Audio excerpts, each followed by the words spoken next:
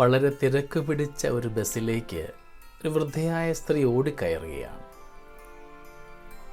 തൻ്റെ കയ്യിലും തോളത്തുമൊക്കെ ഒരുപാട് ഭാണ്ഡക്കെട്ടുകളുമുണ്ട്. അവിടെ ഒരു സ്ത്രീയുടെ കൂടെ ഈ വൃദ്ധയായ സ്ത്രീയും കയറിയിരുന്നു.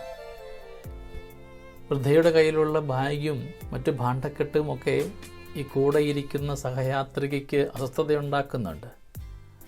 ഇത് കണ്ട് എതിരെ ഇരുന്ന ഒരാൾ ഈ സ്ത്രീയോട് ചോദിക്കുന്നുണ്ട്, നിങ്ങൾ എന്താണ് പ്രതികരിക്കാത്തത്? ഈ ഭാണ്ഡക്കെട്ടുകളൊക്കെ അല്പമൊന്ന് ഒതുക്കി വയ്ക്കാനായിട്ട് പറഞ്ഞുകൂടെ? ഈ സ്ത്രീ പറയുന്ന മറുപടി നമ്മുടെ ജീവിതത്തിൽ നാം ഒരുപാട് ധ്യാനിക്കേണ്ടതാണ്. സഹയാത്രികയായ സ്ത്രീ എതിരെയിരുന്ന ആളോട് പറഞ്ഞു, ഞാൻ എന്തിനാണ് പരിഭവിക്കുന്നത്? എനിക്കിനി അല്പദൂരം കൂടെ മാത്രമേ യാത്ര ചെയ്യാനുള്ളൂ. ഞാൻ അടുത്ത സ്റ്റോപ്പിൽ ഇറങ്ങും. എനിക്കിതിനേക്കായിട്ടും പ്രാധാന്യമുള്ള ഒരുപാട് കാര്യങ്ങളെക്കുറിച്ച് ചിന്തിക്കുവാനുണ്ട്. നിസ്സാരമായ കാര്യത്തിന് വേണ്ടി ഞാൻ എന്തിനാണ് ശണ്ഠ കൂടുന്നത്? സ്നേഹമുള്ളവരെ, നമ്മളുമൊക്കെ ഒരു ജീവിതയാത്രയിലാണ്. അല്പം കൂടെ ദൂരം കഴിഞ്ഞാൽ നാം ഓരോരുത്തരും ഇവിടുന്ന് ഇറങ്ങേണ്ടവരാണ്. ഇന്ന് യാത്ര ചെയ്യുന്ന വാഹനത്തിൽ നിന്നും ഇറങ്ങിപ്പോകേണ്ടവരാണെന്നുള്ള തിരിച്ചറിവുണ്ടാകുമ്പോഴാണ് ചുറ്റുവട്ടങ്ങളെ സ്നേഹിക്കുവാനായിട്ട്, സഹോദരങ്ങളെ സ്നേഹിക്കുവാനായിട്ട്, വൈരാഗ്യബുദ്ധികളൊക്കെ ഒഴിവാക്കുവാനായിട്ട് സാധ്യമാവുകയുള്ളൂ.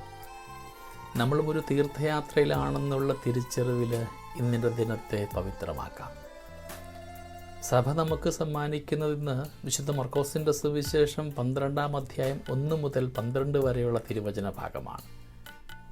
മുന്തിരിത്തോട്ടം പണിക്കാരെ ഏൽപ്പിച്ചിട്ട് കടന്നു പോകുന്ന യജമാനൻ എല്ലാവിധ സൗകര്യങ്ങളും കൊടുത്തിട്ടുണ്ടായിരുന്നു ഈ മുന്തിരിത്തോട്ടത്തിന്.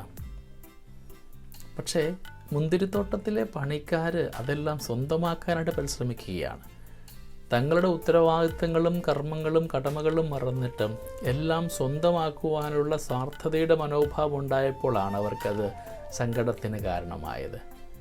യഥാർത്ഥ അവകാശിയെപ്പോലും അവർ കൊന്നു ദൂരെ കളയുന്നുണ്ട്. സ്നേഹമുള്ളവരെ, നമ്മുടെയൊക്കെ ജീവിതത്തിലും പലപ്പോഴും നമുക്ക് സംഭവിക്കാവുന്ന ഒരു സാധ്യതയാണിത്. എല്ലാം വെട്ടിപ്പിടിക്കുവാനുള്ള നെട്ടോട്ടത്തിൽ നമുക്ക് നഷ്ടമാക്കുക നമ്മുടെ ജീവിതം തന്നെയാണ്. സുവിശേഷം ഓർമ്മിപ്പിക്കാറുള്ള ഭോഷനായ ധനികനെ പോലെ ഒരുപാട് കർമ്മങ്ങളൊക്കെ നാം ചെയ്തു കൂട്ടുമ്പോൾ, ഒരുപാട് സമൃദ്ധികൾ വെട്ടിപ്പിടിക്കുമ്പോഴൊക്കെ അത് അനുഭവിക്കുവാനുള്ള കൃപ നമുക്കുണ്ടോയെന്ന് ധ്യാനിക്കുന്നത് നല്ലതായിരിക്കും. നാമും അടുത്ത സ്റ്റോപ്പിൽ ഇറങ്ങേണ്ടവരാണ്. നമുക്ക് ദൈവത്തോടൊപ്പമാവാം. ജീവിതത്തിൻ്റെ ഓരോ നിമിഷവും അനുഗ്രഹമാക്കിക്കൊണ്ട്, സ്വാർത്ഥതയും താൻ പോരിമയും ഒക്കെ വെടിഞ്ഞുകൊണ്ട്, ദൈവത്തിൽ ശരണപ്പെട്ടുകൊണ്ട്, ഉത്തരവാദിത്തങ്ങൾ കർമ്മങ്ങളൊക്കെ നന്മയിൽ ചെയ്ത് പൂർത്തീകരിക്കുവാനായിട്ടുള്ള കൃപയ്ക്ക് വേണ്ടി നമുക്ക് പ്രാർത്ഥിക്കാം. ദൈവം നമ്മളെല്ലാവരെയും സമൃദ്ധമായി അനുഗ്രഹിക്കട്ടെ. നമ്മുടെ കർത്താവ് ഈശോ മിശിഹായുടെ കൃപയും പിതാവായ ദൈവത്തിൻ്റെ സ്നേഹവും പരിശുദ്ധാത്മാവിൻ്റെ സഹവാസവും നമ്മുടെ കൂടെ എപ്പോഴും ഉണ്ടായിരിക്കട്ടെ, ഇപ്പോഴും എപ്പോഴും എന്നേക്കും. ആമേൻ.